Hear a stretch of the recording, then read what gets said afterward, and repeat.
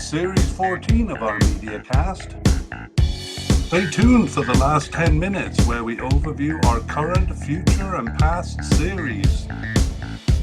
This one is on Euro 2024 qualifying.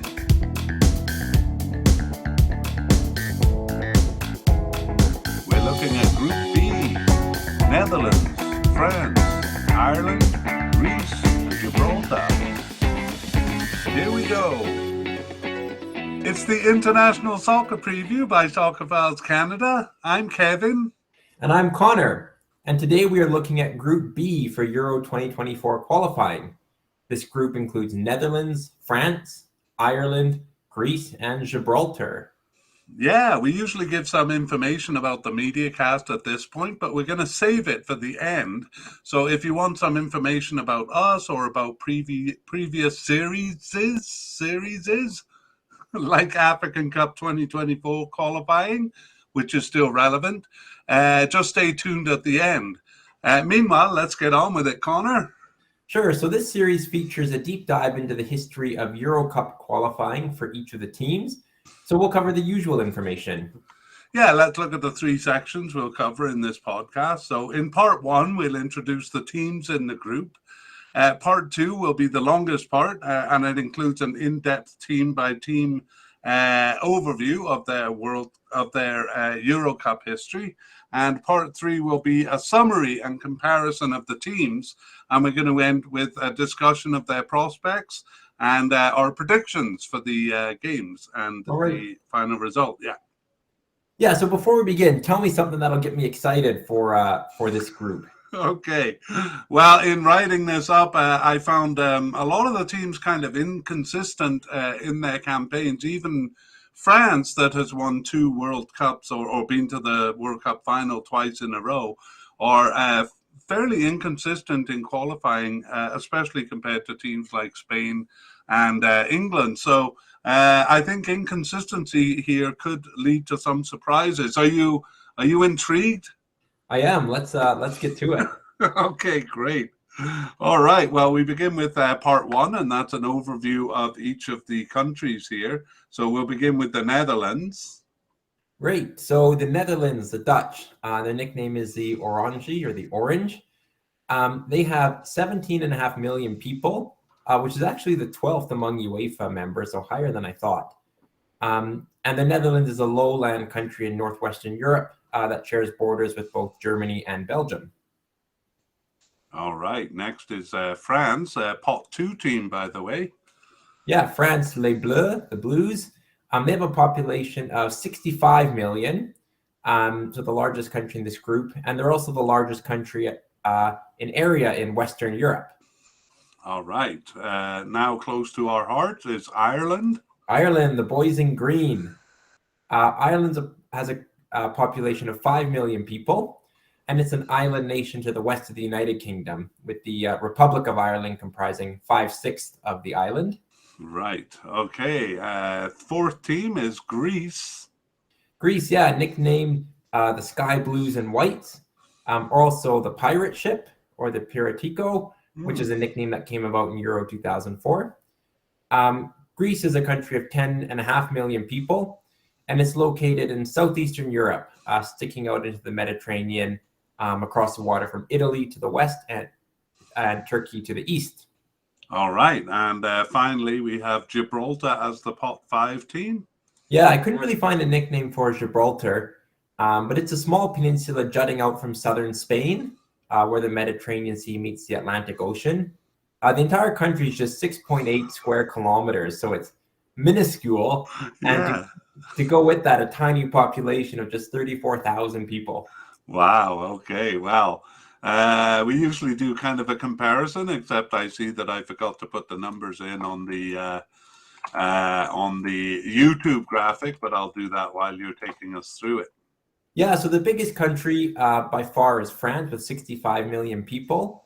The Netherlands, 17.5 million, Greece, 10.5, Ireland, 5 million. Actually, even Ireland for 5 million is not a small country by European standards. And then tiny Gibraltar, 34,000, really dwarfed by everyone in the group. Yeah, I didn't know they were actually quite that small. All right, well, let's move on to part two, the kind of the history section, and we'll begin with the Netherlands and an overview of their participation and achievements. So the Netherlands didn't enter the first World Cup, but they participated in 1934 and 1938. Those are the second and third cups, making them a senior team. And then after the war, they didn't enter in 1950 or 1954, but they have participated consistently since 1958. In Euro Cup play, they also didn't enter the first edition of that competition in 1960, but they participated consistently since 1964. So actually, Netherlands were minnows on the scene, either not entering as we saw, or not qualifying for World and Euro Cups until the 1974 World Cup. And there they exploded onto the scene. Then, and at times since, they've been a world and European power with 2 second place finishes in the World Cup in the 1970s, a win of the 1988 Euro Cup, which initiated another good period in the 90s, and another second place finish in the World Cup in 2010, followed by a third place finish in 2014. So these successful periods were interspersed with notable absences from the Cup or even spectacular failures. Okay, let's go to a World Cup overview. Do you want to take us through that one, Connor? Yeah. So Netherlands, as you said, was weak in the early years. They reached the tournament in 1934 and 1938, but didn't get past the first round. Their return in 1958 saw them fail to qualify for 4 cups in a row until 1970. They thus came out of nowhere when they not only qualified in 1974, but reached the final that year and again in 1978. They were clearly the best team in the world with their total soccer philosophy, led by their greatest player, Johan Cruyff. After that period, they briefly sank back into obscurity, failing to reach the next 2 World Cups. But that was followed by 6 out of 7 cups where they not only reached the cup, but passed the group stage every time. The exception was in 2002, where they failed to qualify, and it has become something of a pattern for Netherlands to either excel or flop. 2010 and 2014 saw their second strongest period, where they finished second and third respectively, but then they failed to reach the cup in 2018. All right. Well, they did make it in 2022, so we'll try to get a sense of where they're at. But we're going to move on to an overview of the Euro Cup before we embark on the deep dive. So tell us about that one, Connor. Sure. So as in World Cup play, Netherlands was unremarkable until the mid-1970s, where they reached the semifinals of the Cup. As in World Cup play, that period ended as suddenly as it started. In 1980, they reached only the group stage that year, and they failed to qualify in 1984. Their second strong period was initiated with winning the 1988 Euro Cup, a success which also came out of the blue. This time, though, it initiated a sustained period of success, with 3 semifinal finishes over the next 4 cups. 2012 saw them entering a poor period, failing to pass the group stage for the first time since 1984 there, and then failing to qualify for the cup in 2016, thwarted despite the tournament expanding to 16 teams. To 24 teams. 2020 saw some recovery, though, as they passed the group stage for the first time since 2008.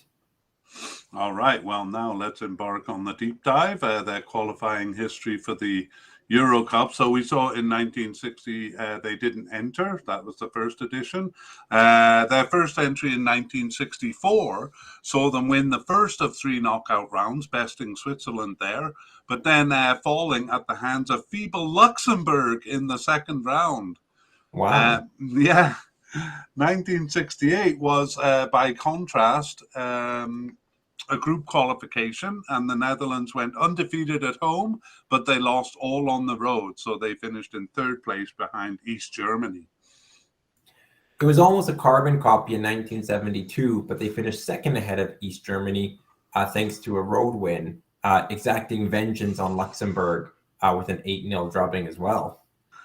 1976 was their first successful qualification, and it came at the expense of Poland and Italy, who all finished within a point of each other in the group. Netherlands won, but still had to pass a playoff to reach the 4-team tournament, and this they did, beating Belgium twice. Right, well, that was a strong period in the World Cup and here for the Netherlands, and it showed in an impressive 1980 campaign. They were actually bested by Poland, who were also in a good period. But apart from that, they won all other games, so they took first place over Poland. Again, the top three separated by 2 points there. In 1984, they were really unlucky not to qualify. They seemed sure to win after their campaign ended because Spain would have needed to make up an 11-goal difference in their final game against Malta. And that seemed even more unlikely when Spain, that is, led only 3-1 at halftime. However, Malta suspiciously allowed 9 goals in the second half. So they went through in first over Netherlands, who didn't qualify. It does seem suspicious. Yeah. Perhaps on a mission after that, the Netherlands stormed back in 1988, going undefeated in the qualifying campaign and finishing a clear first in a successful finals that saw them win the title. 1992 began with a loss to Portugal, but a consistent campaign saw them take the only advancing spot in the last 8-team tournament, which then doubled in size in 1996. Right. Well, the 1996 campaign was tight, with the top three finishing within a point of each other. They were bested by winners Czech Republic, who finished a point ahead, and were tied with third place Norway, who they had bested. But second place advanced them to a single game playoff against Ireland, who they meet here. And they won that playoff. It took place in Liverpool. And that was that. So they reached that cup. And in 2000, actually, they were co-hosts of that cup, so qualified automatically there. 2004 once again saw Czech Republic best them to take first place in the group, but once more they reached the cup through a playoff round, losing to Scotland in the first leg, but winning at home 6-0. 2008 again saw a loss in Belarus, damaging their campaign, but second place was fair behind a consistent Romania, who bested them, though the Netherlands qualified automatically. Right. Well, 2012 was an imperious campaign. They won all 10 of their games except for the last one, where they could afford the loss to Sweden. That was a poor omen, though, as they lost all of their games in the tournament and came into 2016 in poor form. In 2016 there, they finished a shameful fourth place with a record of 4 wins, 1 tie, and 5 losses. Czech Republic once again topping their group. All right, so we'll move on to Euro Cup 2020 in a bit more detail. Okay, and you're going to take us through that? Yeah, so the Netherlands exchanged away wins with group winners Germany, but finished behind them due to a draw in Northern Ireland, who finished third. Second place in the qualifying group was enough to advance, though, to their first tournament since 2014. Belarus and Estonia, the bottom finishers. At the Euros, they played all group stage games at home in a commanding performance, winning all 3 games over Ukraine, Austria, and North Macedonia to finish first in the group stage. As in 2008, though, the momentum seemed to peak too early, and they lost to nemesis Czech Republic in the round of 16. Wow, Czech Republic really seems to have their number, hey? For sure. All right, let's move on to the... so now we're kind of in recent tournaments, so we're going over their last Euro Cup and now their last World Cup run in 2022. Yeah, it started poorly with a loss in their opening qualifying game in Turkey, and it looked like another nightmare, having failed to reach the last 2 World Cup tournaments. But they only suffered draws in Norway and Montenegro after that and finished first in the qualifying group. At the tournament, they were fortunate in the grouping with host Qatar as a top seed, and they easily beat them in game 1. A tie with Ecuador and a win over Senegal saw them finish first in the group. A comfortable 3-1 win over the USA paired them with Argentina in the quarterfinals. It all seemed over as they went into the last 10 minutes, but a goal at 84 minutes set them up to equalize on the last kick of the game. A deliciously tricky free kick at the 90 plus 11. That game went to a shootout where they missed their first 2 penalties and failed to recover, going out to the eventual tournament winners. Yeah, do you remember that free kick in your memory? I do. It was Wout Weghorst. It was so bold it deserved to be rewarded with a goal. Yeah, it was a great moment of the cup. Actually, there was an interesting detail in qualifying there. In that game, the first qualifying game that they lost in Turkey, Burak Yilmaz, a Turkish player, scored a hat-trick over the Netherlands there in their 4-2 win. But then in the return leg, I'm just trying to find it here, in the return leg in the Netherlands, they won 6-1, and Memphis Depay scored an uninterrupted hat-trick there, 3 goals in a row. Interesting. Yeah. Okay, that brings us to the most recent, the World Cup finals was the most recent, but this was June and September, the 2022-23 UEFA Nations League. And how did they do there, Connor? They did very well. They were in League A, grouped with Belgium, Poland, and Wales, and they won all games except for a home draw with Poland. So 5 wins and a draw has taken them to the final 4, and that tournament will be played in June of this year. All right. Well, I got a couple of good details for you here. When they played in Wales, Wales scored an equalizer at 90 plus 2. But then Netherlands scored at 90 plus 4 to win the game. And then when they met in the Netherlands, Wales scored an equalizer at 90 plus 2 again, and the Netherlands got it back, this time at 90 plus 3. So, as a Wales fan, I was hoping you wouldn't bring up those painful memories. Sorry to traumatize you that way. All right, well, let's begin, or let's finish, I guess, with a brief overview of their players.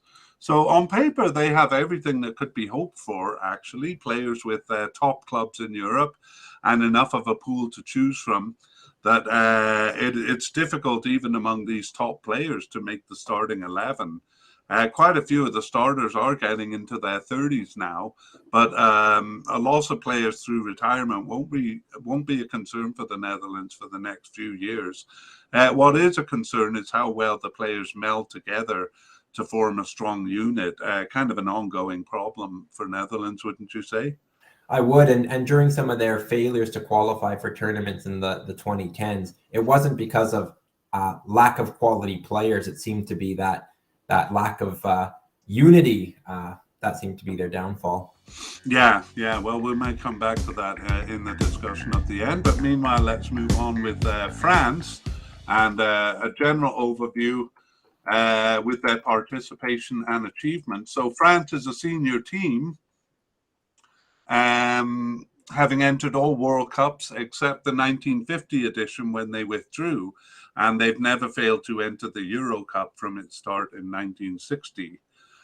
In terms of achievement, they have come in and out of prominence, but they're marked by 4 strong periods. The first around 1958 was led by Just Fontaine, and the second in 1980s was led by Michel Platini, and that featured their first Euro Cup title. Thirdly was around the turn of the millennium, including an afterflash in 2006.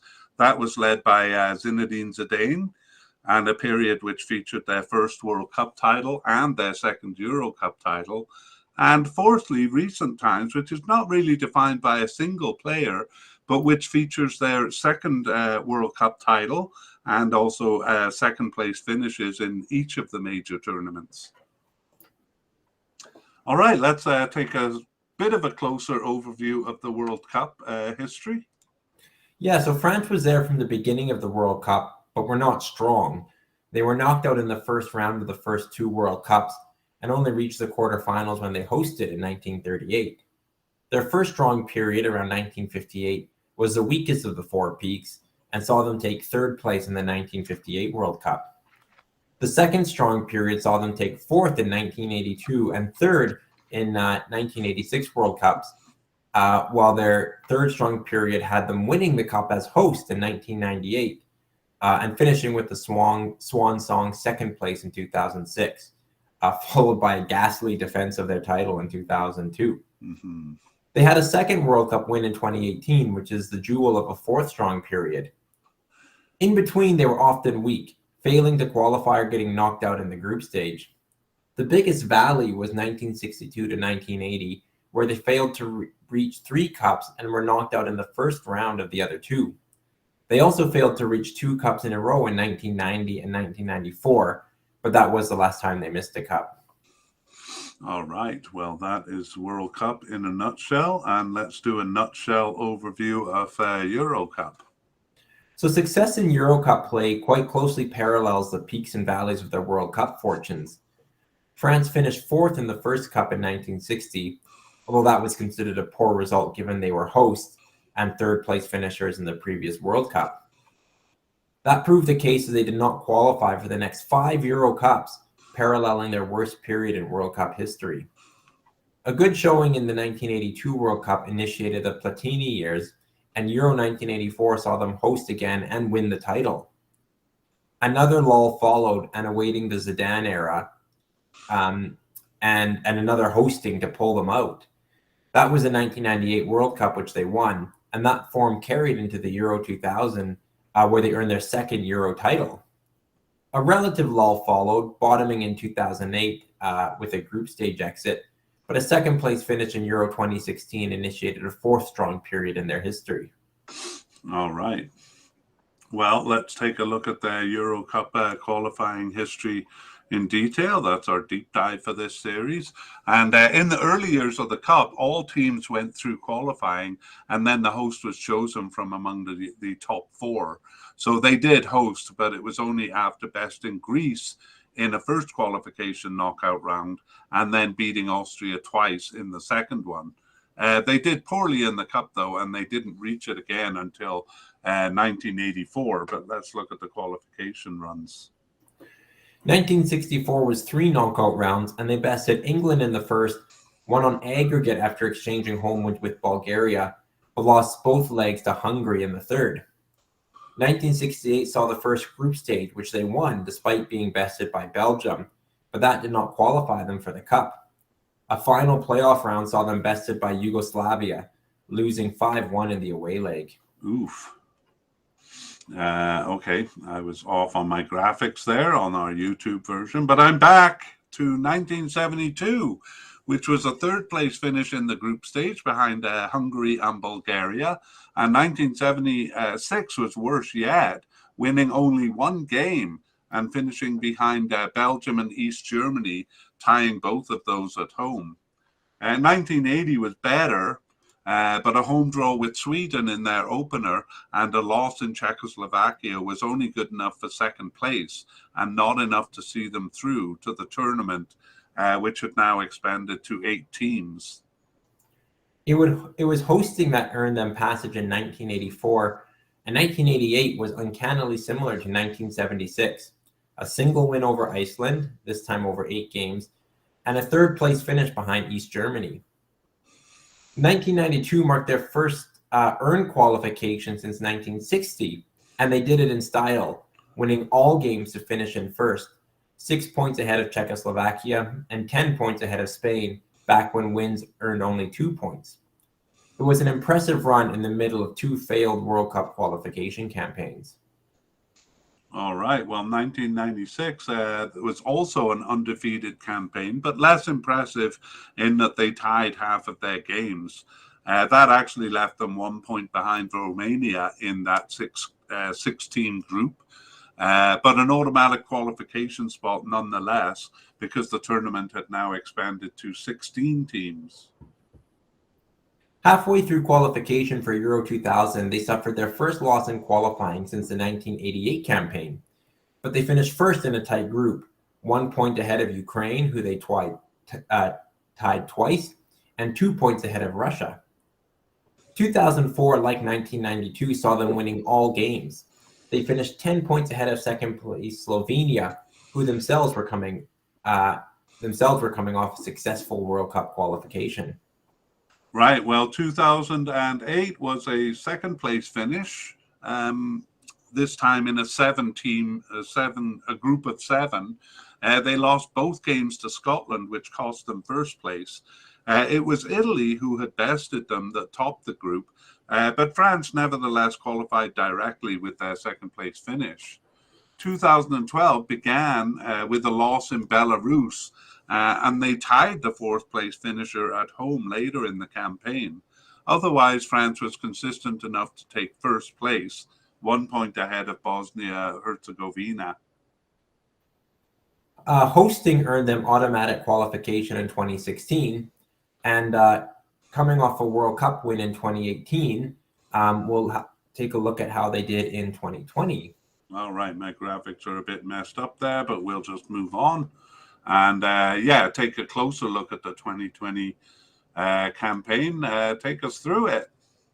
So France was bested by second place Turkey, but won all other games to finish first in their qualifying group. Iceland, Albania, Andorra, and Moldova, the competition. In the tournament, France won their opener over Germany, but then tied Hungary and Portugal. But this was enough to finish first in a very tough group stage. France then lost to Switzerland in the round of 16 after seemingly having the game in hand, but falling to two late goals, which ultimately forced a penalty shootout, which they lost. Yeah, that was a pretty exciting game. Switzerland missed a penalty in that game there. And okay, well, let's go look at the next tournament they played in, the 2022 World Cup. All right. France tied Bosnia-Herzegovina at home and tied Ukraine twice, but finished 6 points ahead of the latter for an easy first place in the qualifying group. They easily beat Australia in their opener at the tournament, despite being surprised by an early goal again, and then beat Denmark. They fielded a B team for their third game against Tunisia and lost, apparently equalizing at the very end, only for the goal to be ruled out by a quirky offside decision. It made no difference as they still finished first in the group stage and went on to beat Poland, England, and Morocco to reach the final. In one of the most thrilling finals, they played like zombies for 80 minutes until they scored two equalizers. Each team scored in extra time, but Argentina were deserved winners in a penalty shootout. Kylian Mbappe scoring a hat trick in a losing endeavor, but France were still World Cup runners-up. Yeah, that was quite a final, wasn't it? Yeah, one of the best games of the tournament, and surely one of the best finals. Do you remember how poor they were though in the basically up to the 80-minute mark? I reviewed it not long ago, and I was just shocked. Like they were. I laughed when you said zombies, but it's an apt description.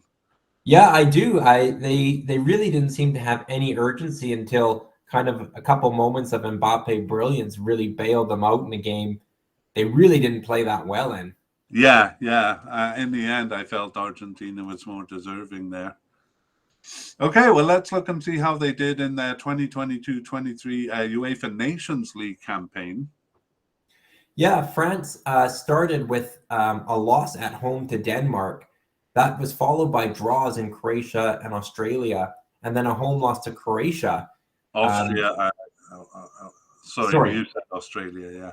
Austria, yes. So it took France until their fifth match of six for their one and only win, a home win over Austria, and they lost in Denmark in their final match to finish a disappointing third. That's in League A. 8 points back of group winners Croatia. Yeah, they were lucky not to be relegated there like England. Yeah, just a point ahead of Austria, who finished bottom, a point below them.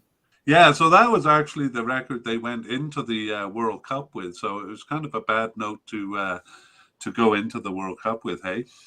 Yeah, especially because they met Denmark, a team which beat them twice in the Nations League, though France was able to get the better of them in Qatar. Yeah, well done. Oh, speaking of which, show us your shirt. That is a Qatar shirt. We can't really see it on the screen. Woohoo! Yeah, World Cup 2022. I gotta get me one of those. Okay, well, we'll finish with just kind of an overview of their players. So goalkeeper Hugo Lloris, he's 36 years old. He has 145 caps. And the backup keeper, Steve Mandela, he's 38 years old with just 35 caps. They are both listed as retired.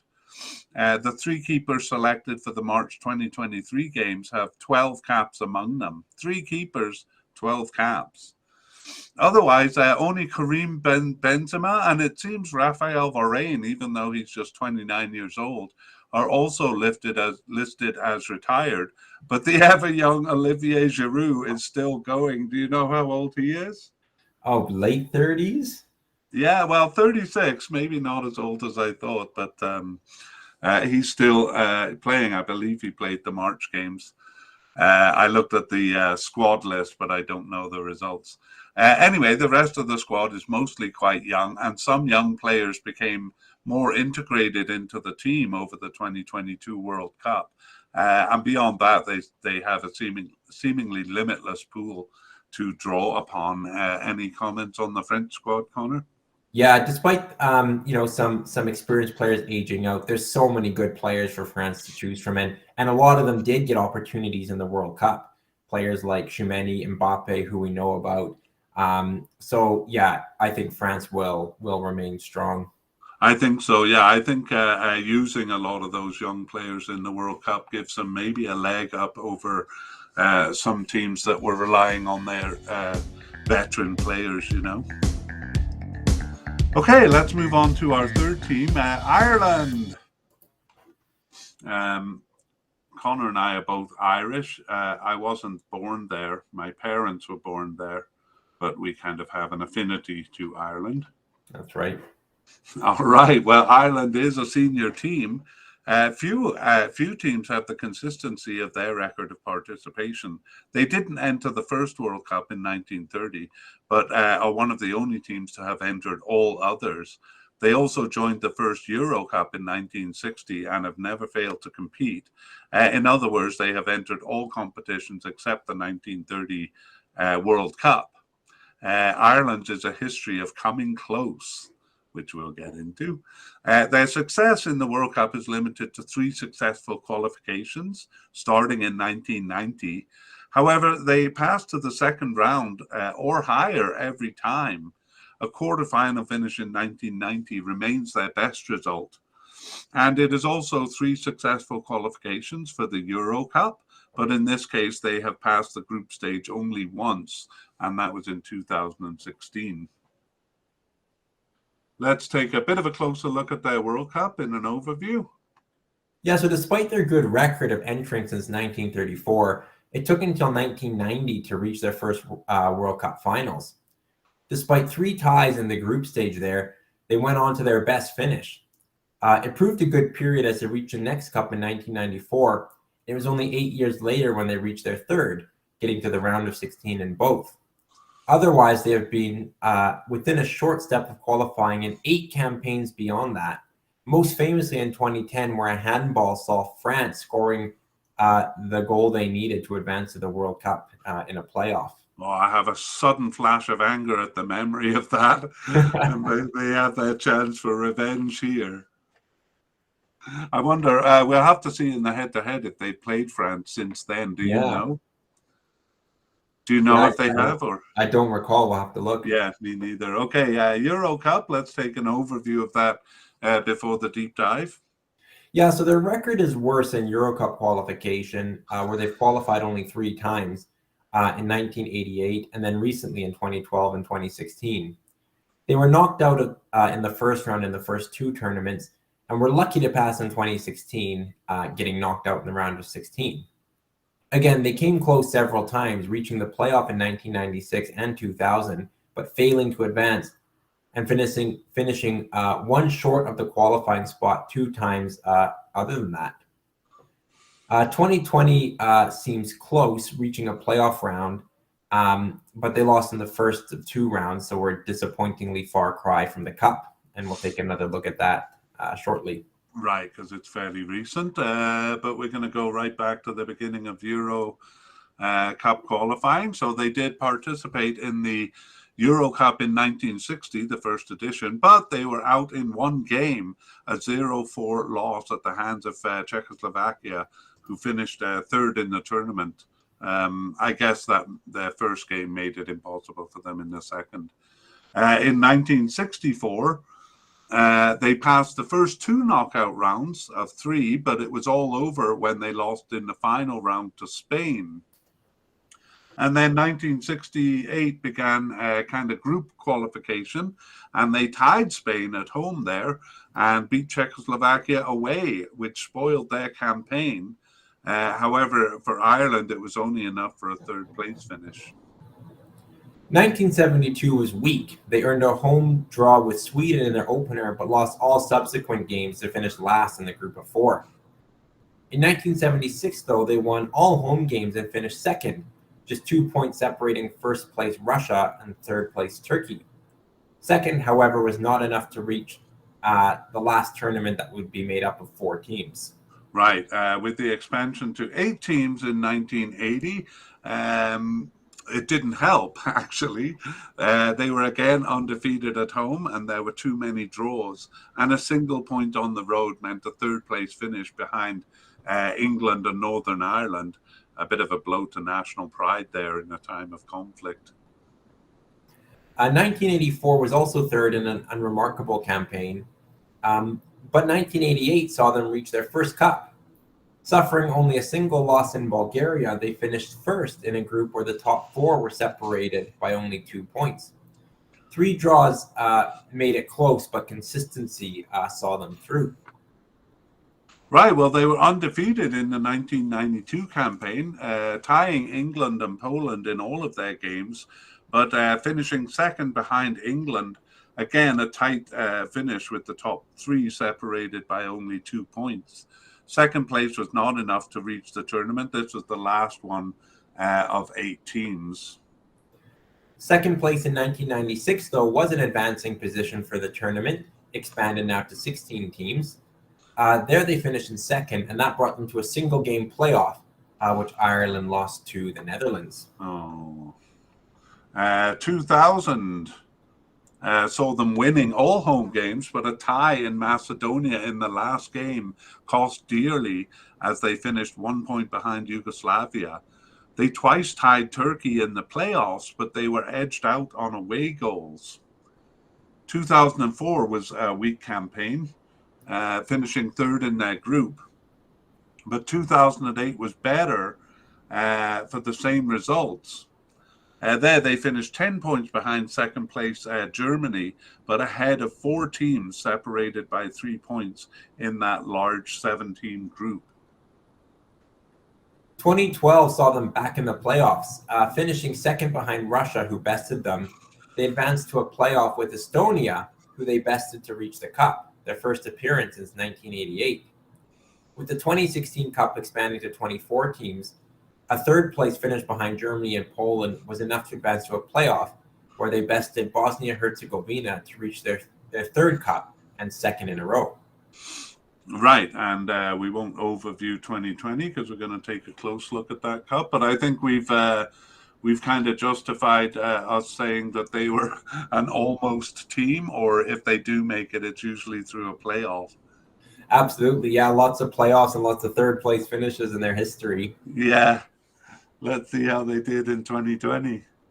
Well, carrying on with the theme, yeah, they lost only away to group winner Switzerland, but too many draws saw them finish third in the qualifying group, behind Denmark, who they tied twice, but ahead of Georgia, who they bested, and Gibraltar, who they beat twice.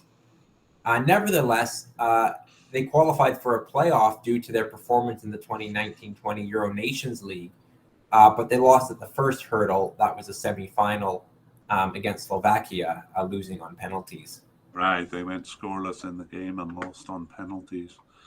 All right, well, on to the World Cup campaign. How did they do there?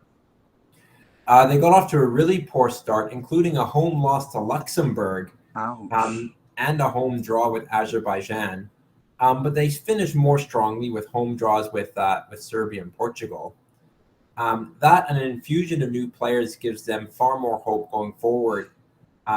but the improvement needed left them third in the qualifying group, but far short of Portugal in second. Ireland finished with a record of 2 wins, 3 draws, and 3 losses. Right, and we'll look at that infusion of players shortly here. But before we do that, we'll take a look at how they did in the 2022-23 UEFA Nations League. Yeah, so Ireland were in Group B, paired with Armenia, Ukraine, and Scotland. And Ireland started with a loss in Armenia and followed that up with a loss at home to Ukraine, which gave them kind of a mountain to climb. Mm-hmm. They did manage to win their remaining 2 home games, but Ireland managed just 7 points from their 6 games, so that had them in third. So they'll remain in Group B for the next edition. Yeah, or League B. League there. B, yeah. Yeah, anyway, we mentioned an infusion of players, so let's finish with a quick look at how their squad looked. So they have a couple of bigger names in Seamus Coleman with Everton and Matt Doherty, who's now with Atletico Madrid, both of them defenders. They really haven't had bigger names than that in recent times. Goalkeepers do seem to be a strong point with young Bazunu. He's 21 years old. He's Southampton's starting keeper now, right? Yeah. And Mark Travers, 23-year-old, with Bournemouth. Is he the starting keeper for them? Not currently, no. Yeah, not currently, but I have seen him play. Anyway, both of those in the Premier League. So most players are with lower tier clubs in England, like Wolves, Burnley, Stoke, and Norwich, and so on. They do have some interesting youth coming through, though. Evan Ferguson, just 18 years old with Brighton, is doing quite well. And Kelleher, I don't know if you knew this, I didn't, 24-year-old goalkeeper for Liverpool. Yeah, he's played for them a couple times. Oh, okay. And one interesting one, 20-year-old Festi Ibosali, who's with Udinese in Italy. Have you heard of him? No, I haven't. Yeah, just 20 years old, so maybe coming into the picture. It doesn't seem that the squad offers a lot of great promise going forward, but I am excited with Evan Ferguson because Ireland's problem has been at the front scoring goals. We see here that defense looks pretty good, but what we're really kind of hoping to see is a bit of attack. Yeah, Ferguson is probably the brightest spot of them all just because we need... like you said, Ireland needs someone who can put the ball in the net. They've been lacking that for years, arguably since Robbie Keane retired. Yeah, I'm interested to see. I don't know if this Festi Ebosali, I think he's a midfielder. I don't know if he's attacking or more defensive, but hopefully attacking, I would say. Okay, well, let's move on to Greece, and we'll begin with an overview as usual. So their participation and achievements. Greece boasts a long history, having entered the World Cup in its second edition in 1934 and the Euro Cup from its beginnings in 1960. They withdrew from the 1934 World Cup and didn't enter in 1950, but otherwise participated consistently after 1954. Similarly, they missed only one Euro Cup by withdrawing in 1964, but they have always entered otherwise. They've qualified for 3 World Cups in 1994 and then twice in a row in 2010 and 2014 during a strong period. Passing the group stage in 2014 is their best result, but it is dwarfed by the feat of an unexpected winning of the 2004 Euro Cup. That was only their second qualification for that cup. Reaching the following 2 editions means that they have been in the Euro Cup finals 4 times, twice passing the group stage. And let's go to a bit of a closer look at the World Cup. So Greece's participation was patchy until 1954, but with the exception of a good campaign in 1970, they were a weak team. Their undefeated qualification that got them to the World Cup in 1994 was a surprise, foreshadowed only by a slightly more competitive campaign for Euro 1988. Their shock win of the Euro 2004 title was surrounded by 2 fourth-place finishes in World Cup qualification, but the strong period which that initiated caught up in World Cup play, with qualifications for the 2010 and 2014 World Cups. They passed the group stage of that tournament and reached a final playoff for the 2018 edition, but fortunes have since dwindled, returning to a third place finish in 2022 qualifying, a third or fourth really being their standard finish. Right, okay, and an overview of the World Cup before the deep dive? Of the Euro Cup, yeah. Oh, sorry, yes. So unlike World Cup qualification, Greece came close to reaching early Euro Cups, coming second in their group 3 times and actually reaching the Cup in 1980. The 1990 saw fairly competitive campaigns but third place finishes. Their 2004 campaign started with 2 losses, but they won all games after that and not only finished first in the group, but went all the way to the final, astoundingly winning the Cup. They remained strong after that and reached the following 2 Cups, passing the group stage again in 2012. But it ended abruptly in 2016 where they were shocked again, this time finishing bottom of their group, below even Faroe Islands. Ouch. 2020 saw them return to their standard finish of third place. Wow, okay, well, we'll take a look at that qualification campaign in our deep dive here. So we begin with the 1960 Euro Cup. That began inauspiciously with a 7-1 thrashing at the hands of France, although they did tie the second leg at home. 1964 was also a knockout qualification, but they actually withdrew from their scheduled games with Albania there. In 1968, Greece returned to a group, they returned to a group qualification format. They were no match for first place USSR, but proved competitive with Austria, tied on points but finishing on second ahead of them. 1972 was not competitive though. They bested weak Malta to finish third in the group. Okay, well, 1976 was a bit of an odd campaign. Their only loss was in Malta, but they twice tied group winners West Germany, and they bested Bulgaria in a competitive second place finish. This illustrated an inconsistency in their play, which is still part of their reputation. This was evident in 1980 when they lost 3-0 in Finland in their opener, but later beat them 8-1 at home. They won all home games but earned only a single point on the road. Surprisingly, this was enough to finish top of a tight group to earn passage to their first cup, made easier by the tournament expanding to 8 teams that year.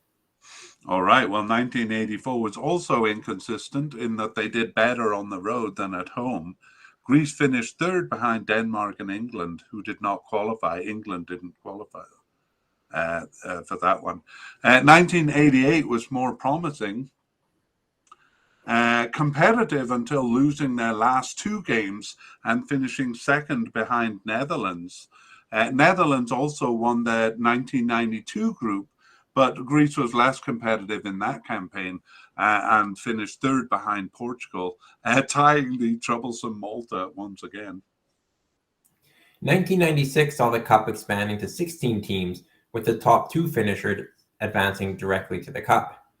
Despite consistent wins over the 3 weaker teams, they lost all games to Russia and Scotland, who both advanced. 2000 also saw them finish third, behind Norway and Slovenia, but at strong periods in those teams' history. Yeah. All right. Well, 2004 was the year they not only reached the cup but won it. Qualification began though with losses to Spain at home and to Ukraine away. But after that, they won all games. That included becoming one of only 2 teams to ever win a qualifying game in Spain. And actually, that win in Spain was the last time Spain have lost at home. That strength continued into 2008, where over the course of 12 games, they only dropped points in a home loss to Turkey and an away draw in Norway. So they won that 17 group with a big 7-point gap above second place. Their consistency in qualifying carried into 2012, where they went undefeated in the campaign, finishing first ahead of Croatia, who they bested. However, an excellent period, which had seen them reaching the finals of 4 tournaments in a row, came to a crashing halt with a shocking campaign in 2016. It was a last place finish behind Faroe Islands, who beat them twice. This whole period, the successful and the failure, took part in the midst of a decade-long financial crisis in the country. Right, and well, we won't overview 2020, but instead take a close look at it. So 2020 Euro Cup. So Greece finished third in qualifying behind Finland, with whom they exchanged home wins. Italy won the group, but Greece were ahead of Bosnia-Herzegovina, who they bested. They exchanged home losses with 5th place Armenia and tied at home to Liechtenstein, and were in 5th place before winning their last 3 games. And they were no matches for Italy, who were group winners, as I mentioned. Yeah, that's right. Italy won all of their games there. Okay, how did they do in the 2022 World Cup? They tied group winners Spain away in their opener, and beat 2nd place Sweden at home, but they tied last place Kosovo twice.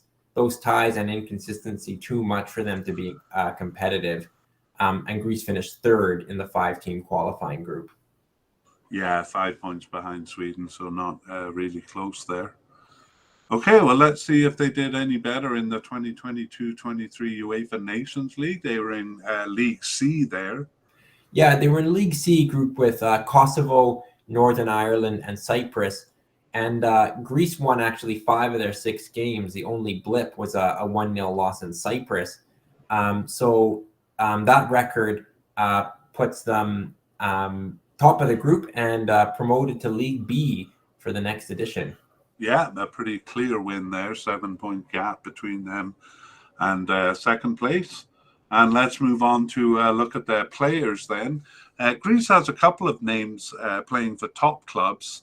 Odysseus Viachadimos is a starting goalkeeper for Benfica in Portugal, and defender Kostas Simakis is making inroads at Liverpool. Most of the players are with respectable second-tier teams like Stuttgart, Trabzonspor, Bologna, and of course the top Greek teams, Olympiacos and AEK Athens. The starters for the team are on the older side. Most of them are over 25, and the majority of them are reaching their 30s, though many of the strikers are in their early 20s. So they don't have a lot of youth coming into the team, although the top prospect, 21-year-old Sotiris Alexandropoulos, is playing for Sporting Lisbon. Okay, and now we move on to our last team, Gibraltar.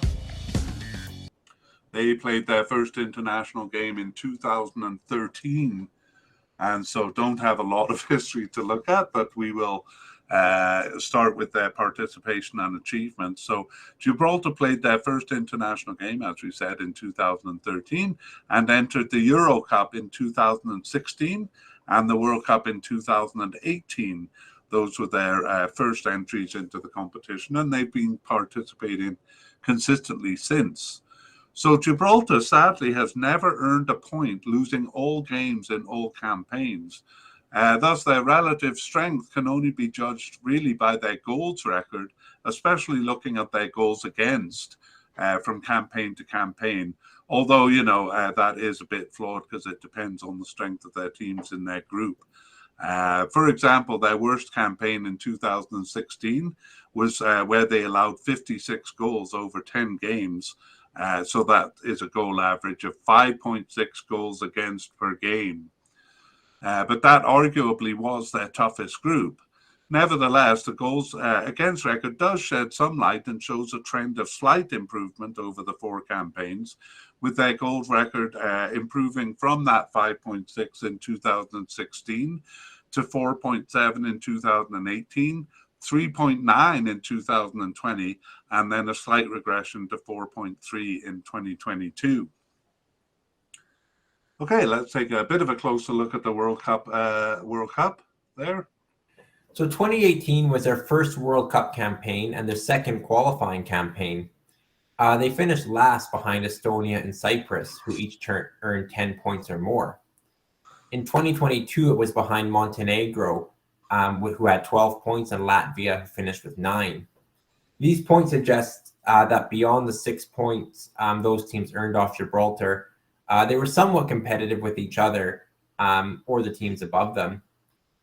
Gibraltar's goals record improved from 2 to 4, and goals against from 4.7 per game to 4.3. Okay, well, yeah, not a lot of information for a team that loses all their games, but let's look at the the Euro Cup next.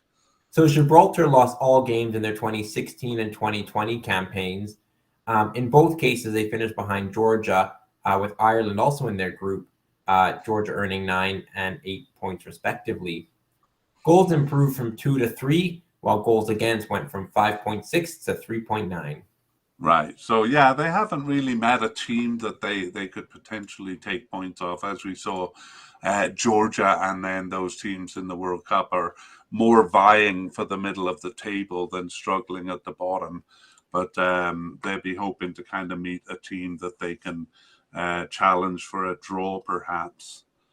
But let's look at the Euro Cup qualifying in detail. So more than settling their own records in 2016, like Lee Casciano scoring their first ever goal in a qualifying campaign, it was other teams setting records against them. So Ireland's Robbie Keane scored a hat-trick in 12 minutes against them, and Scotland's Stephen Fletcher earned Scotland's second ever hat-trick in qualifying, and then in the return leg earned Scotland's third ever hat-trick. So their mildest loss in this campaign was a 0-3 loss at home to Georgia. 3 other games were losses by 4 goals margins, and all other 6 games were more severe losses than that. So their goals record was 2-4 and 56 against. Bit of a baptism of fire into European qualifying there, but as we pointed out before, a fairly tough group. That was won by Germany with Poland in second place. 2020 also grouped them with Ireland, who they meet for a third time here, and Georgia, but they had easier top teams in Switzerland and Denmark. They started the campaign with a competitive 1-0 loss in Ireland, and that was at home to Ireland. At home to Ireland, yeah. Yeah. And they lost by no more than 3 goals over their first 3 games. A 2-3 loss at home in Georgia was also competitive and their best result. In 3 games, 6 goals were scored against them, but that was better than 2016.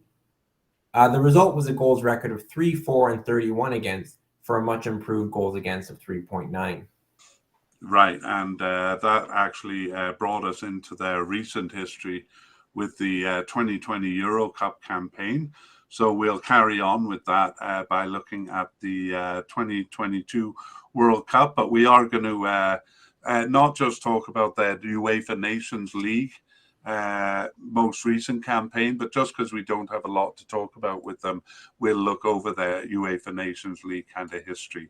But let's take a World Cup 2022 a look first. So, as we know, they lost all games and finished last in the qualifying group behind Montenegro and Latvia. But unlike the previous 2 campaigns, there were no real competitive results, with losses of only 1 goal margins, for example, and their goal against average took a step back from 3.9 in 2020 to 4.3 here. Right, yeah, okay. So let's take a look at the 2022 UEFA Nations League, but we'll go back to look at the first edition of the league in 2018 and 2019, which actually saw them earn their first points in Europe with a win in Armenia and a home win over Liechtenstein, who they finished ahead of in third place. So they remained in League D, but were very lucky in their grouping, even at the League D level. They were grouped with San Marino and Liechtenstein. So the other Group D had far more competitive teams, actually. But Gibraltar took advantage of that luck and they bested each of those teams to earn promotion to League C for 2022-23. So let's see how they did in League C, if you want to take us through that, Connor. Yeah, so League C grouped them with Georgia, Bulgaria, and North Macedonia. Gibraltar lost all games save for a 1-1 home draw with Bulgaria, but they did have a couple other competitive games, such as a 2-1 home loss to Georgia. So they did get relegated back to League D, but to be honest, that may be better for them, and perhaps better for the neutral observer like us, who can actually see them playing teams of similar strength. Yeah, nevertheless, in the Nations League, a couple of good results there against Bulgaria and Armenia, particularly. I think Armenia was in League B recently, weren't they? Yeah, I think you're right on that. Yeah. Anyway, okay, so that is it for Gibraltar, except for a quick look at their players. And most players are stationed in Gibraltar, with a handful playing for minor teams in England.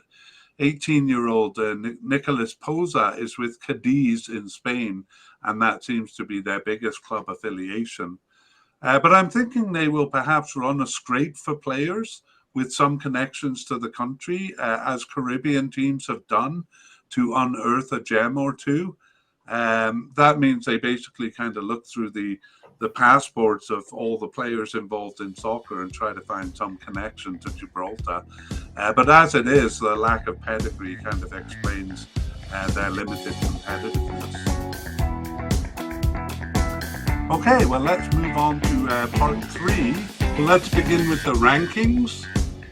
Sure. So I will say that the seeding for the pots for this tournament were determined based on Nations League play. So Netherlands were the pot 1 team. They're currently 6th in the world according to the FIFA rankings and 3rd according to ELO. This represents actually a sharp rise from December 2017 when they were, or June 2017 when they were 32nd in FIFA and 17 in ELO. Wow. That following a couple of their non-qualifications. Yeah, you're right. I was actually focusing on France being a pot 2 team here, and of course that is because of their poor result in the 2022-23 UEFA Nations League. But it is a bit odd for a team that's been in the final of the last 2 World Cups to be the pot 2 team here. Yeah, it is a bit odd because France are 3rd according to both systems, both FIFA and ELO. So, they have a higher FIFA ranking than Netherlands, but are the pot 2 team. And France have basically been 2nd, 3rd, or 4th in both systems since December 2018, since that World Cup 4 years ago. So definitely odd for them to be a pot 2 team, but how it is. Yeah. But they are up and down because in the December 2015, they were 25th in FIFA, although they were 8th in ELO rankings. So again, kind of illustrating the difference between both systems there. Yeah. Ireland are the pot 3 team. They're 48th in FIFA, 47th in ELO, so pretty consistent.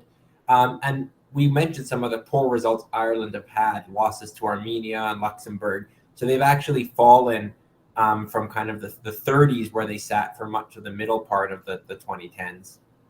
Yeah, they're up and down quite a bit. 70th in FIFA rankings in June 2014, but not that low in ELO. Yeah. Greece are very near Ireland. They're 51st in FIFA, so just behind them, but just ahead of them in ELO at 43rd. Greece have also shown a bit of fluctuation with their inconsistent form. They were as high as 12th in the world in June 2014 and 10th in ELO, but that said, they've been in the 40s or 50s for most of the past several years. Yeah, that slight discrepancy between FIFA and ELO I guess it promises an interesting battle between the two. Yeah. And then finally, Gibraltar, they're 200th in FIFA and 182nd in ELO. And that's more or less where they've been. It's actually a slight drop from the heady days of 194th in December 2018 and 175th in ELO. Those are basically their highest ever rankings. Yeah. Well, slipping below 200 is a bit of a disgrace, but we will see how they do. Let's take a look at the head-to-head records here. So, Connor, I'm thinking if you just kind of tell us what the actual record is and if there's anything to point out in terms of recent meetings or something, I can do that. Yeah, so we'll start with Netherlands against some of the other teams. So Netherlands have a winning record against Ireland, 6 wins, 3 draws, and just 2 losses. Right, the last time they met was in 2002 World Cup qualifications where Ireland actually knocked them out. Yeah, good for them. Netherlands have a winning record against Greece, 4 wins, a draw, and 0 losses. Yeah, last meeting there was in 1992, so not that relevant. And then Netherlands and Gibraltar have met twice before. Those were both wins for the Netherlands. Yeah, and that was actually in 2022 World Cup qualifying, so quite recent. Big wins for Netherlands in both legs.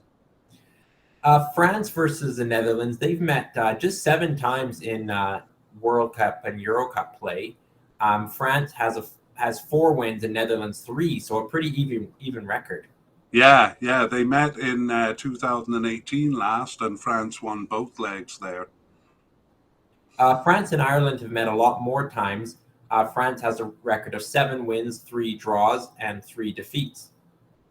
You're traumatizing me, Connor. 2010 World Cup where France actually got through the playoff, but due to a famous handball by Thierry Henry. Yeah, that's right. But actually their last meeting was in the 2016 Euro Cup round of 16. So France was at home in that tournament and they won 2-1. So they have met since. Yeah.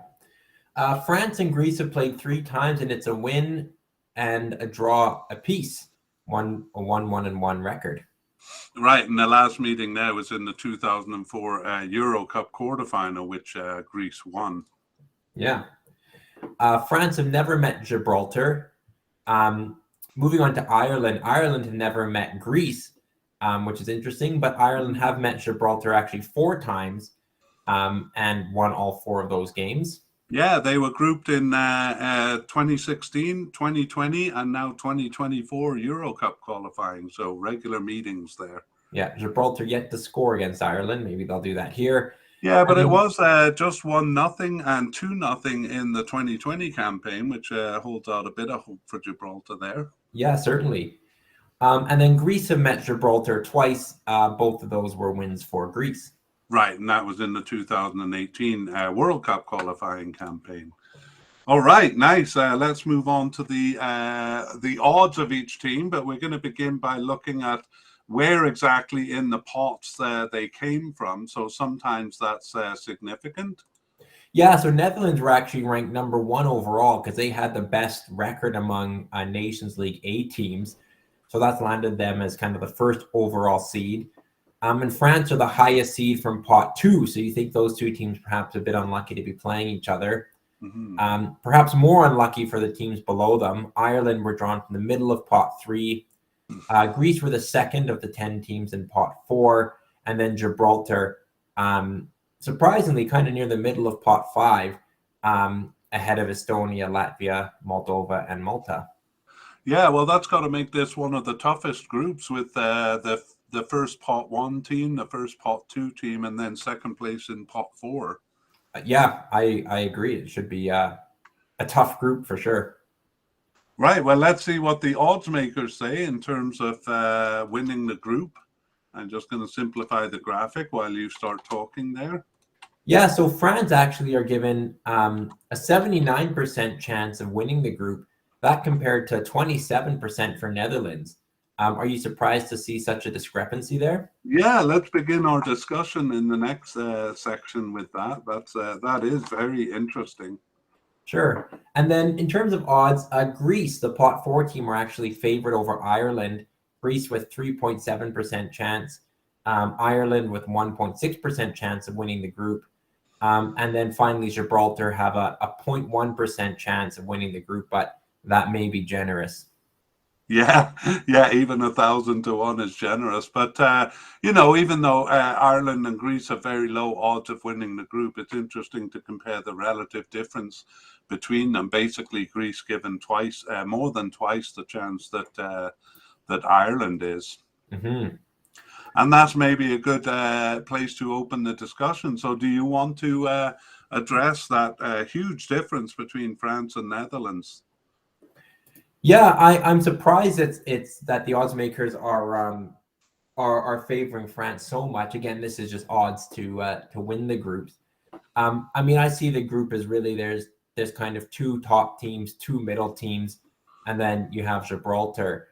I don't see a lot of kind of movement between those bands, but within the top two bands, it should be competitive. I think Netherlands and France will actually be perhaps more competitive than the odds suggest. Yeah, I got to agree with you there. I think I may give France the edge. I wouldn't be surprised to see them with slightly higher odds than the Netherlands, but this is like 3 times the chance. I don't think so. There are a couple of strikes against France. We saw with the 2022-23 UEFA Nations League that France can definitely put in some poor campaigns, and we saw that over their longer history too. Another factor too is that they've often done poorly. If you think they won the World Cup in 1998 and then their disastrous 2002 World Cup campaign, and then the same thing happened in 2010 after finishing second in 2014. Let's say, 2006.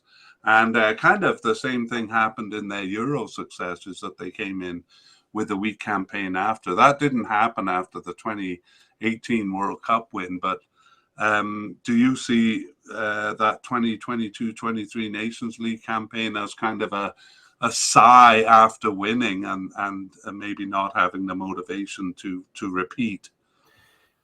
But potentially, I think it's interesting. I mean, obviously, France and Netherlands both did extremely well in the World Cup, getting both to the semifinals. But on their form before that, going into the World Cup, Netherlands had the significant edge. You know, they were the most dominant League A Nations League team, whereas France they only won 1 of 6 games. So I think that's consistent with what we described in France being a bit more volatile, and as you mentioned at the outset, perhaps a bit unpredictable. I mean, I think you could maybe explain 1 or 2 losses for France as being, perhaps letting their guard down, but it was a really poor campaign in the Nations League, over 6 games. Yeah, almost demoted to League B. On the other hand, Netherlands is well capable of poor campaigns, as we saw, failing to qualify for a couple of World Cups recently and stuff. So what do you think of them? Do you think they can be consistent enough to beat France here? I think they certainly can challenge France on a game level. I think both teams will actually be fairly consistent among the teams below them. So I think the matches against each other could be the decisive ones. So I don't put it out as a question. I probably favor France a little bit. But, the Netherlands are coming off a couple good performances and good results, and they seem to be gelling well and kind of have found a formula after kind of a rough patch over, a couple tournaments in the 2010s. Yeah, there's a bit of a recency bias here. I tend to look at the longer view. So I see France and Netherlands both kind of capable of very inconsistent campaigns. Netherlands particularly tend to be great or very poor. So one or the other, a lot of it kind of coming down to the team dynamic. I don't know if you can check, but is Louis van Gaal still in charge there? I will check and I will get back to you. And no, it's Ronald Koeman now. Okay, so I don't know how it's going to be. Like under Frank de Boer, there was a lot of grumbling and stuff, and they didn't do that well. So they're kind of open to that. France is not as consistent as some other top teams like Spain, and England had a poor Euro camp or UEFA Nations League campaign too. But they're very consistent in qualifying. I'm not sure Netherlands and France will be as consistent. So I said in the hook at the beginning of the podcast that inconsistency may be a big factor in this. I actually do think there may be room for a surprise Ireland or Greece to challenge. But yeah, I kind of agree with you on the whole that it's unlikely, but I think the door is ajar there. How do you see Ireland and Greece doing in this campaign? I gotta say, I favor Greece over Ireland a little bit. Maybe not as much as the odds do, but both of them actually have some promising players that may make a difference, and both of them have had campaigns in their history where they've taken big teams by surprise and knocked them out. We saw Ireland in 2002 knocking out the Netherlands, almost knocking out France in 2010. And we've seen Greece have some good campaigns. Some of their campaigns more recently have really, even though they're third place finishes, they have been kind of challenging. So I don't think they're teams that we can write off too easily. How about you? Yeah, I do see Ireland as being in a bit of a weak point in their history. They have a couple promising young players, but they're not, I don't think, players that are going to completely change the dynamic, including, striker Ferguson. I think Euro 2020 campaign in qualifying was poor. World Cup 2022 was pretty poor, except for a couple wins at the end, but they didn't actually win a home game in that campaign. And then they kind of struggled to be competitive in the Nations League as well. So I see Ireland and Greece as very similar as the world rankings do, but I see Ireland probably in a bit of a slump that I don't see signs that they're out of that yet. Whereas for Greece, kind of in contrast, they actually finished their last World Cup qualification, with a couple good results, and then have done well in Nations League. So I see Greece as on a bit of an up and kind of giving that recent momentum. I favor Greece a little bit as you do. Yeah, I hate to agree with you there, but I do. I think I do favor Greece. Do you agree with the odds, though, that Greece are kind of twice as likely? I probably do, to be honest. I mean, both on a small scale. I think probably the theme I take away more is that, well, maybe these teams have been capable of surprises in the past. I don't really see it this time. So I kind of take their small odds to challenge France and Netherlands. The inconsistency kind of among all four teams, I think, is a theme and does open the door. But I just feel like Ireland and Greece are just in a bit weak periods right now and don't really see the surprise coming. Right. How about Gibraltar? Do you think they can get a tie, maybe play a bit of a spoiler here? It's possible for sure. Greece have played, losing 2 games to Faroe Islands in recent memory shows they're susceptible, as are Ireland. Narrow wins against Gibraltar previously, but losses to Luxembourg, and they've even struggled against a team like Andorra. So I almost worry if Ireland and Greece are perhaps more susceptible to an upset from below than above. On the whole, I think given Gibraltar's history, I wouldn't, predict them necessarily to get a point, but not out of the question. Yeah, they are getting slightly better. I feel the same as you, that they're likely to lose all games here. But it would be nice to see them play a role, hopefully not against Ireland, though. Yeah. Okay, well, shall we move on to looking at the actual games that have been played so far? Yeah, I've shielded myself from knowing these results, so it becomes a little bit of a game predicting. All right, so let's start with the first one. France-Netherlands, a heavy-hitting match to start off with. Yeah, that's a really good start. And again, France not as consistent at home as some of the big teams are, like Spain. So I think it's possible that they'll give up points here. And Netherlands is a bit of a black box to me. You never know if they're going to play well or not. So I'm prepared for anything, but I think 2-1 France here. France were victorious, and they got off to a good start both in the campaign and the game. They were up 2-0 after 10 minutes. That game finished 4-0 to France. Ooh. So a statement win.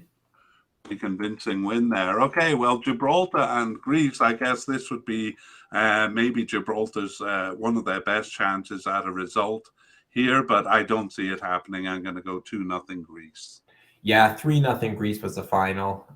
So, yeah, not the surprise Gibraltar we're hoping for. A reasonably respectful scoreline for Gibraltar there.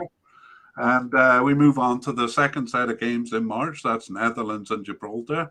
And wow, I don't see Netherlands as a team that would put on the brakes after going up 5 or 6-0. So I'm going to say 8-0 Netherlands.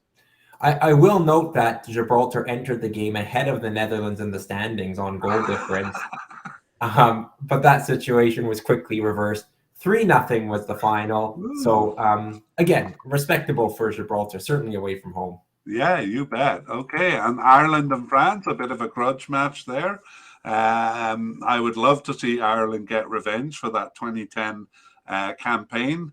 And I think Ireland will be good defensively, but don't offer that much going forward. If they get a goal, I'll be happy. I think I'm going to say 1-0 France, though. That was exactly the result. 1-0 France. Well done there. Oh, okay. I will say that the game mostly played out as you expected. Ireland were good defensively, offered very little, but it did take a stunning save from France's goalkeeper with, I think, 2 minutes from time off a corner. So Ireland came very close to a bit of a smash and grab draw there. Wow. But France held on. And that would have been one of their new goalkeepers. Do you know who it was? I believe actually it was Mandanda in net, though I could be wrong. Oh, okay. Well, the list says he's retired, but we maybe have to take a look because the information is not always reliable. Okay, well, we'll take a quick look at the June games coming up and make predictions. Here, you can make a prediction too. Gibraltar at home to France. I don't think home advantage is quite enough to make a difference here. I'm going to say France 6-0. Okay, I think Gibraltar have been keeping respectable scores, so I'm going to bring it down to 4-0 there. And then a very important game in that battle for probably third place, Greece versus Ireland. I would say Ireland's draw against France will give them a bit of encouragement. I expect a low-scoring affair. I'm going to say Ireland hold on for a 0-0 draw. Right. They didn't draw against France, though. I thought they lost. They did lose, but it was a good okay. Yeah, good result, I guess, even in a 1-0 defeat. Yeah, I think away from home, it'll be a little bit tougher. So Greece, all through that Euro 2004 campaign, it was 1-0 all the way. I think that's what it's going to be here too. Greece 1-0. All right. Okay, well, we have to see if we're right about that, but that does bring us to the end of the podcast. So good talking to you, Connor. Yeah, thanks so much. I'll see you for the next one, Group C. All right, see you next time. Bye-bye.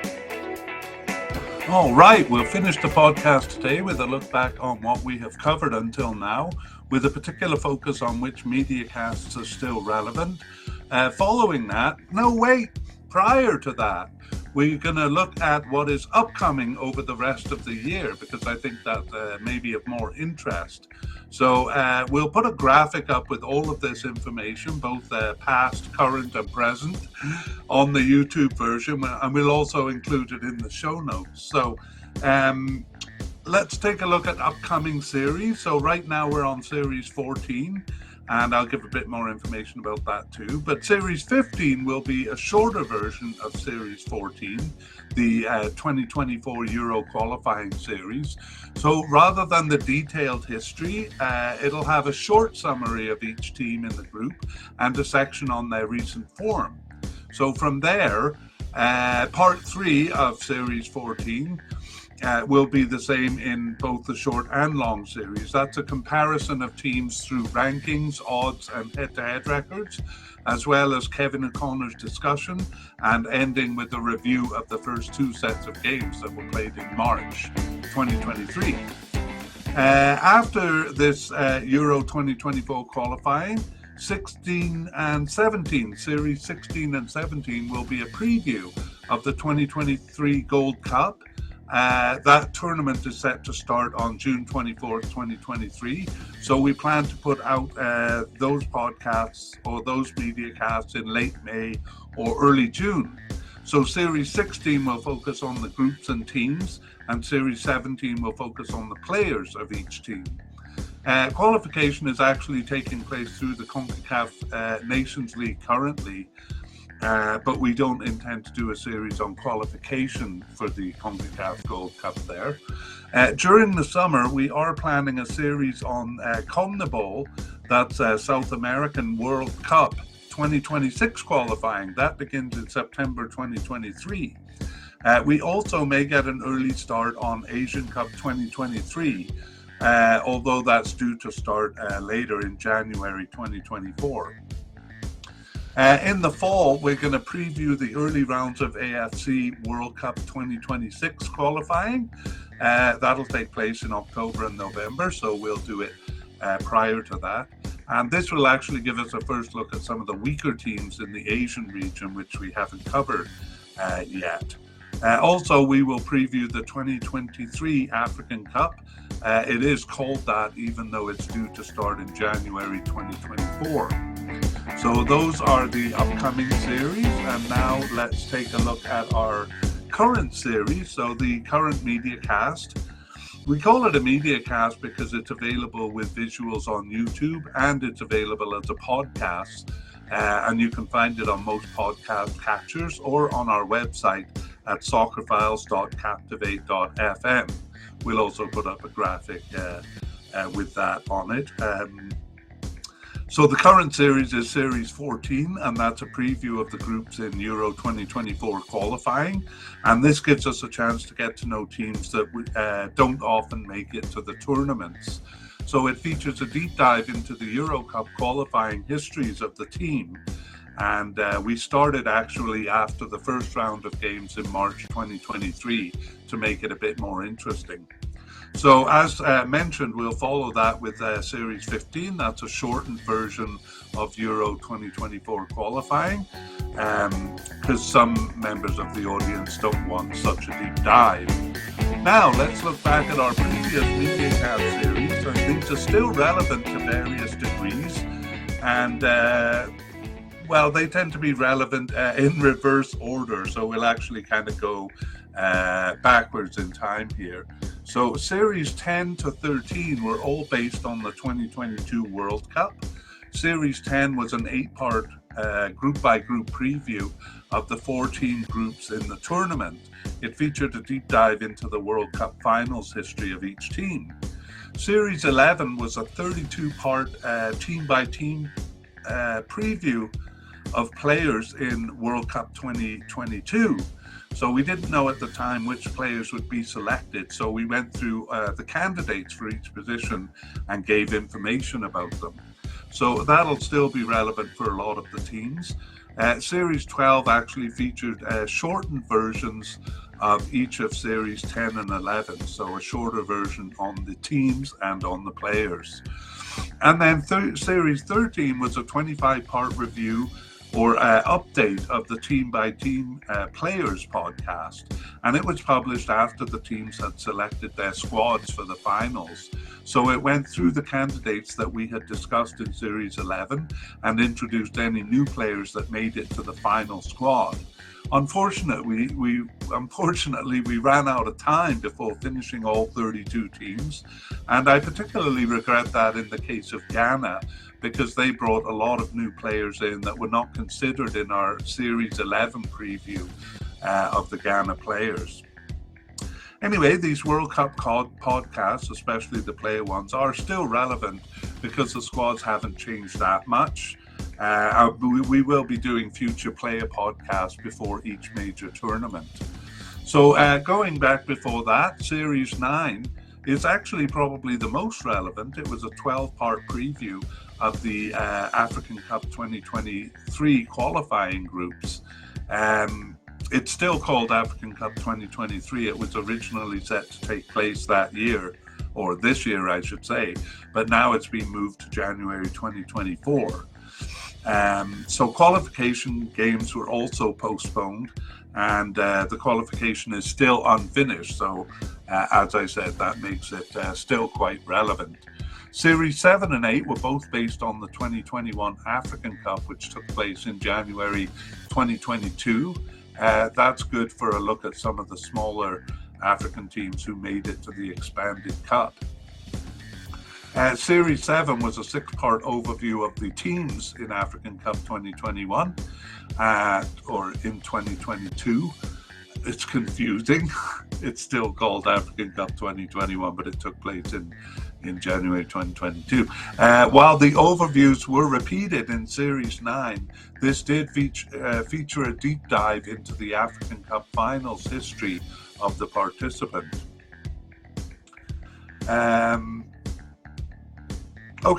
Series 8 was a 24-part team-by-team preview of the players for the African Cup. For the African teams that made the 2022 World Cup, the player podcasts will be updated, but for the smaller teams, they won't be. So for many teams, it remains the most relevant.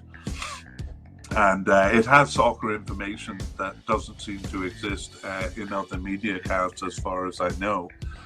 I'm moving back before that. Series 4 and 6 focused on the CONCACAF regions, specifically the 18 final round of qualifying for the 2022 World Cup. Series 4 was an 8-part look at each team and their players in the final round, and it featured a deep dive into each team's World Cup qualification history. It also had a team-by-team preview of the players in CONCACAF there.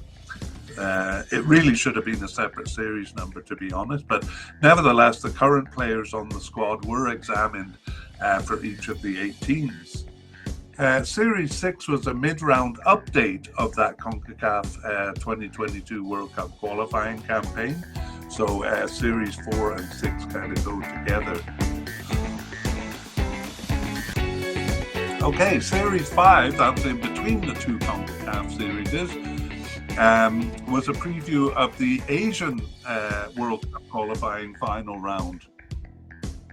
So this was just a 2-part series on each of the 16 groups that made it to the final round of World Cup qualifying in the Asian region. So this remains relevant for all Asian teams that didn't reach the World Cup, but for Iran, Japan, South Korea, and Saudi Arabia, Series 10 in their World Cup introduction is more current. Series 3 was a 4-part preview for the groups for Gold Cup 2021 in the CONCACAF region, and this remains relevant for some of the smaller teams in the tournament, but again, those who participated in the World Cup were updated after that. Series 2 was a 2-part preview of the groups for Copa America 2021 in the South American region. So that again remains relevant for the smaller teams in the region, but the teams that made the World Cup were updated in Series 10. And our first series was a preview of the 2020 Euro Cup played in 2021. Again, teams that reached the 2022 World Cup were updated there. And it did feature a deep dive into Euro Cup finals history. So again, for the smaller teams that we haven't covered since, it remains relevant. I think that brings us to the end. So keep your eye out for the graphics on the show notes or on the YouTube. And I hope you join us for the upcoming series and even go back and review some of the old series until we update them again. Bye-bye.